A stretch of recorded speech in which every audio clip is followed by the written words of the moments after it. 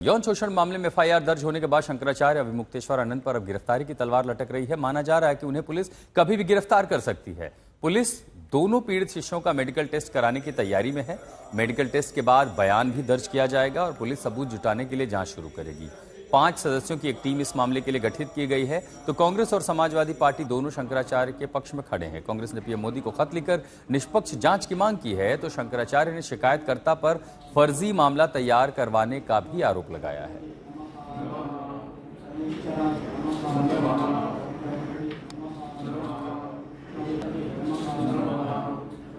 तो शंकराचार्य मामले को लेकर के अचानक हम देखा मौनी अमावस्या पर योगी सरकार बनाम शंकराचार्य विवाद खड़ा हुआ है, लेकिन बेहद नाटकीय तरीके से इसमें एक आशुतोष महाराज की एंट्री होती है। तब उसके बाद उनके खिलाफ होता है पॉस्को का मामला दर्ज। अब विपक्ष की मोर्चाबंदी में शंकराचार्य से कांग्रेस मिला, समाजवादी पार्टी का प्रतिनिधिमंडल भी उन्होंने मुलाकात की। सीएम योगी पर लगातार अखिलेश यादव हमलावर हो रहे हैं, यानी पूरा का पूरा उत्तर प्रदेश में विपक्ष शंकराचार्य के खड़ा। कांग्रेस ने प्रधानमंत्री को चिट्ठी भी लिखी और इस मामले में अब निष्पक्ष जांच की मांग की है। उन्होंने ये भी कहा कि केंद्रीय या स्वतंत्र एजेंसी से इस पूरे मामले की जांच करवाई जाए। तो शंकराचार्य के खिलाफ यूपी पुलिस की 5 दलों की विशेष टीम अब इस मामले की जांच शुरू कर चुकी है। तो ज्योतिष पीठाधीश्वर शंकराचार्य अभिमुक्तेश्वरानंद ने अपने ऊपर लगे पॉक्सो के आरोपों को साजिश करार दिया है। उन्होंने आरोप लगाया कि आशुतोष महाराज उनके खिलाफ झूठे केस तैयार कर रहा है। ऐसा है कि शाहजहांपुर से एक परिवार आज हमारे पास आया। उन्होंने एक पत्र हमको दिया, हमने उसको पढ़ा। उन्होंने हमारे पूछने पर बताया कि आशुतोष महाराज नाम के व्यक्ति ने हमें ये कहा कि तुम्हारे माइनर बच्चियां हैं, उनका नाम लेकर के अभिमुक्तेश्वरानंद के ऊपर आरोप मढ़ दो। हम तुमको बच्चियों के विवाह आदि के लिए पर्याप्त धन उपलब्ध करा देंगे, कोई तकलीफ नहीं होने देंगे। और जब हमने ये कह करके मना कर दिया कि हमारे परिवार में पहले दंडी सन्यासी हो चुके हैं, हम लोग परंपरागत लोग हैं, ये हम नहीं कर पाएंगे, महाराज को हम जानते भी नहीं हैं, कभी मिले भी नहीं हैं, और उनके लिए इस तरह का आरोप हम नहीं लगा पाएंगे, तो उन्होंने धमकी दी कि फिर देख लेना, अपने आप को बचा के रखना। तो ये गंभीर बात है कि इस तरह से लोगों को प्रलोभन दिए करके या धमका करके हमारे विरुद्ध खड़ा करने का प्रयास चल रहा है, जिसका पता चलता है।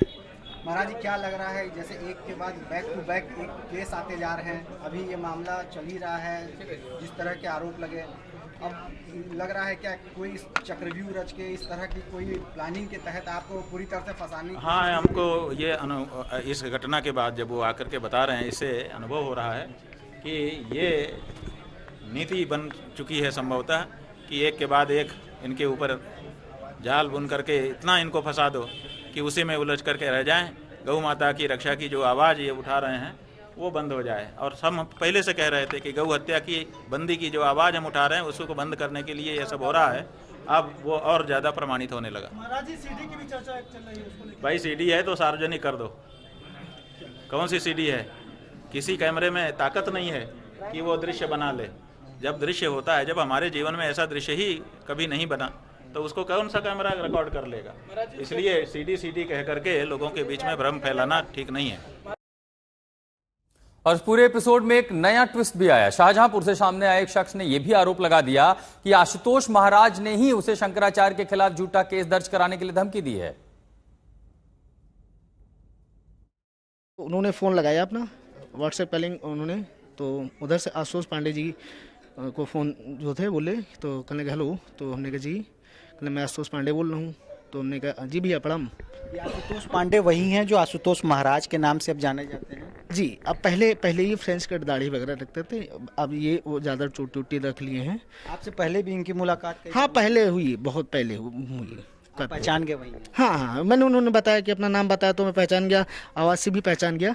तो मैंने उनको बताया, हमने कहा जी, तो हमने कहा जी बड़े भैया प्रणाम, आदेश करें। कहने वो ठीक है, कैसे हैं, सब बढ़िया हैं, हालचाल पूछे। तो हमने कहा जी, कहने घर में क्या सब सही है? हमने कहा जी। कहने लगे वो अफसोस है कि हमें जानकारी नहीं मिल पाई पिताजी का आपके। फिर उसके बाद उन्होंने कहा कि यार एक काम कर दो बाबू। तो हमने कहा बताओ।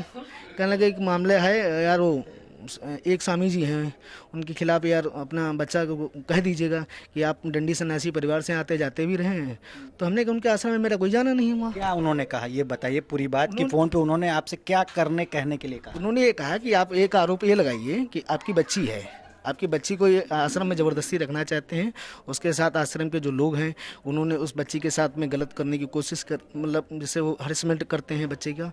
हाँ, आप लिखवाइए, इस तरीके से हमको परेशान करते हैं क्योंकि हम डंडी सन्यासी परिवार से रहते हैं और हमारी 3 बच्चियां हैं। और उन्होंने कहा था कि मतलब ऐसे करेंगे। तो आपको कैसे इस आश्रम से या अभिमुक्तेश्वरानंद से या यहाँ के लोगों से जोड़ रहे हैं, क्योंकि आप तो यहाँ कभी आए नहीं थे? नहीं, कभी नहीं आया, बिल्कुल नहीं। कैसे वो जोड़ने के लिए कह रहे थे कि कैसे आप जाइए, क्या करिए? वो सेम ये चीज़ें थी कि हम डंडी सन्यासी परिवार से और डंडी सन्यासी ये भी हैं, और इस चीज़ को आप उठाएंगे तो आपकी बात तो बेहतर हो जाएगी, क्योंकि उसी से वो जुड़े हुए हैं, आपका परिवार जुड़ा रहा। ये तो वो क्या कह रहे थे कि आप यहाँ आश्रम में आइए, ये बात आप लिखित रूप से दीजिए, शिकायत करिए कि आप आश्रम गए थे और ये चीज़ें हुई। नहीं, उन्होंने कहा कि आपको जाने की आवश्यकता भी नहीं है, आप हमको मतलब वो तो दे दीजिएगा, एफिडेविट एक बनवा दीजिएगा, आपकी सुरक्षा की गारंटी मेरी है, सारी चीज़ें हैं, आपको पैसे की प्रॉब्लम है। तो हमने कहा पैसे की हमारे कोई दिक्कत ही नहीं है, कल आर्थिक मदद करने, तो हमने कहा हमारी कोई वो ज़रूरत नहीं है, हमारे पास सारी चीज़ें हैं, गाड़ी है, घर है, मोटरसाइकिल है, सारी चीज़ें, हमने कोई ऐसे कोई आवश्यकता नहीं, मैं ऐसा नहीं कर सकता हूँ। और पहली बात, मैं इसको जानता ही नहीं, उस पर मैं कैसे आरोप कर दूँ? और आपसे भी काफ़ी दिन के बाद बात हो रही है, पता नहीं क्या है चीज़ें। तो हमने कहा नहीं, ऐसा नहीं हो सकता है। तो उन्होंने कहा कि ठीक है, फिर मेरे पास बहुत रास्ते हैं। धमकाया आपको? हाँ, बिल्कुल, यही मतलब धमकाने वाली हो गई, क्योंकि मैंने देखा है समाजवादी पार्टी की सरकार में कई, जब ये ब्राह्मण संगठन चलाते थे तो बहुत कई असलाह लेके चलते थे। हाँ, अच्छा। बहुत इनका रसूख था, बहुत रसूख था समाजवादी पार्टी की सरकार में। उन्होंने अब फिर बीजेपी की सरकार में है, तो फिर वही चीज़ें हैं कि उन्होंने कहा कि समझ लीजिए। तो इस चश्मदीद के बयान ने अब उस आशुतोष पांडे उर्फ आशुतोष महाराज पर भी सवाल खड़ा कर दिया है, जिसकी शिकायत पर शंकराचार्य स्वामी अभिमुक्तेश्वरानंद के खिलाफ मामला दर्ज हुआ। तो क्या अब उनकी गिरफ्तारी कभी भी हो सकती है? सवाल इसलिए भी है क्योंकि अभिमुक्तेश्वरानंद और उनके शिष्य के खिलाफ प्रयागराज में माघ मेले के दौरान 2 बच्चों के शोषण के मामले में शिकायत के बाद कोर्ट के आदेश पर FIR दर्ज होने के बाद अब पुलिस कभी पूछताछ कर सकती है। यहां तक कि जरूरत हुई तो सबूत हुए तो गिरफ्तारी भी की जा सकती है। ऐसे में विपक्ष का रुख बता रहा है कि शंकराचार्य की गिरफ्तारी होती है तो यूपी में हिंदू वोटों को लेकर के नई राजनीति और जोर पकड़ेगी। वजह, समाजवादी पार्टी और कांग्रेस का प्रतिनिधिमंडल वाराणसी के मठ में शंकराचार्य को अपना समर्थन देने पहुंचा। शंकराचार्य के समर्थन में अखिलेश यादव लगातार मुख्यमंत्री पर निशाना साध रहे हैं। उत्तर प्रदेश कांग्रेस प्रदेश अध्यक्ष अजय राय ने पीएम मोदी को चिट्ठी लिखकर स्वामी अभिमुक्तेश्वरानंद मामले के निष्पक्ष जांच की मांग की है। यह भी लिखा है कि किसी केंद्रीय एजेंसी या स्वतंत्र एजेंसी से इस मामले की जांच कराई जाए। यानी यूपी पुलिस की जांच पर तो सवाल उठाया ही गया है, लेकिन इस मामले में जिस तरह से नाटकीय रूप से बदलाव हुए हैं वो अब कहीं न कहीं इस मामले पर पूरी तरह से सवाल उठा रहे हैं। हमारे धर्म की सबसे पूजनीय शंकराचार्य, उन पर झूठा मुकदमा लगाना, जब मेले में आयोजन में उन्होंने जो रास्ता तय किया था उसी पर आपत्ति थी प्रशासन को, और जिन लोगों ने उन्हें स्नान नहीं करने दिया कार्रवाई उन पर होनी चाहिए थी। सुनने में आ रहा है उनके पक्ष में 2 डिप्टी सीएम आ गए। अगर 2 डिप्टी सीएम उनके पक्ष में हैं तो सरकार कैसे चल सकती है?